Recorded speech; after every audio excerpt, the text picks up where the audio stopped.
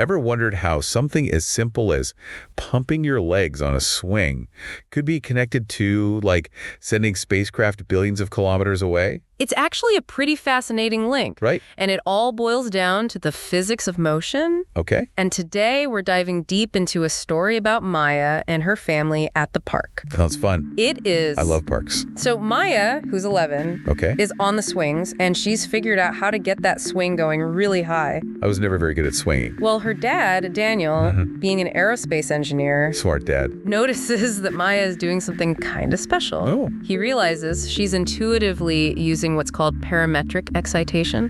Parametric what? Parametric excitation. Okay. Which is this incredible principle where you can increase a system's energy Okay. by changing one of its parameters at a specific time. Like, so is that what I was doing wrong on the swings? Maybe. Was I not changing the parameters or something? It's possible. Huh. So Maya's basically changing the effective length of the swing by standing and squaring. Oh, okay. And she's instinctively doing this at twice the natural frequency of the swing. I always wondered how some kids were just so good at that. It's pretty amazing. And here's the really mind-blowing part. Okay.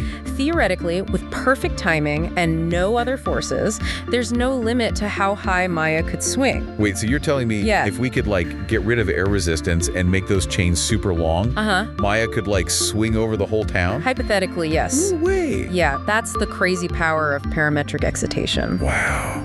Obviously, in reality, Yeah.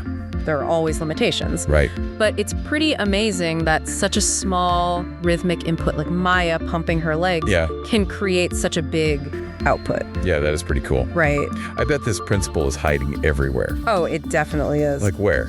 Well, think about, like, radio tuning. Okay. You're adjusting the parameters to match the frequency of the station you want. Oh, I see. Or even something like the Tacoma Narrows Bridge collapse. Oh, yeah. That was a very unfortunate example of what can happen when a system's natural frequency gets amplified by outside forces. So this is really important stuff. Very important. Okay, so we've gone from swings to bridges.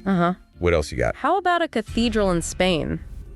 Okay, I'm intrigued. It's the Botafumeiro. The what? Botafumeiro. Okay. It's a huge incense burner. How huge are we talking? Taller than you for sure. Whoa. And it weighs 53 kilograms. Wow. Okay, that's pretty heavy. It hangs from the ceiling of the Santiago de Compostela Cathedral. Okay. And they swing it like a giant pendulum. A pendulum. Yeah, across the entire transept of the cathedral. Okay, so not just a little back and forth. No, no. This thing gets moving. Oh, yeah. How high? It reaches heights of over 20 meters. Oh. And speeds up to like 70 kilometers an hour. Wow. Okay, now that is impressive. It's a sight to behold. I bet. 8 skilled individuals called tiraboleros control the Botafumero's motion. Tiraboleros? Yeah. What a word. They use ropes, pulling them with a specific rhythm to amplify the swing. So they're using parametric excitation. Precisely. But wait. Yeah. They were doing this way before anyone had a name for it. Exactly. That's amazing. They just knew how to do it through observation and practice. Wow. I never thought about it like that. It's kind of cool, right? Yeah. Like, they were physicists without even knowing it. That's a great way to put it. You're right. Okay, so we've got swings, a giant incense burner, all about amplifying motion. Yeah. But how does this help us understand, like, the Earth rotating? Well, for that, we need to talk about something called Foucault's pendulum. Okay, I think I've heard of that. It's a pretty simple device that shows us something we don't normally feel. What's that? The fact that the Earth is spinning beneath us. Okay. I remember seeing one of these pendulums in a museum as a kid. It's kind of mesmerizing. It is. But I could never figure out why the direction kept changing. Yeah, it's just swinging back and forth. Right. But it looks like it's moving. Well, imagine drawing a line in the sand right below the pendulum. Okay. As the Earth rotates, that line is also moving, making it look like the pendulum swing is changing. Oh. But it's not the pendulum. It's us. Exactly. Wow, so the Earth is rotating beneath it. That is mind-boggling. But wait, there's more. Always more. It doesn't rotate at the same speed everywhere on Earth. It doesn't. Nope, it's all thanks to the Coriolis effect. Oh, right. So at the poles, the pendulum takes 24 hours to complete a rotation. Okay. But at the equator, there's no apparent rotation at all. Oh, wow. It all depends on where you are on this big spinning ball we call home. So if we were at like 30 degrees south latitude, Yeah. it would take, what, like 48 hours? Exactly. Cool. But getting a Foucault's pendulum to accurately show this was really hard for scientists.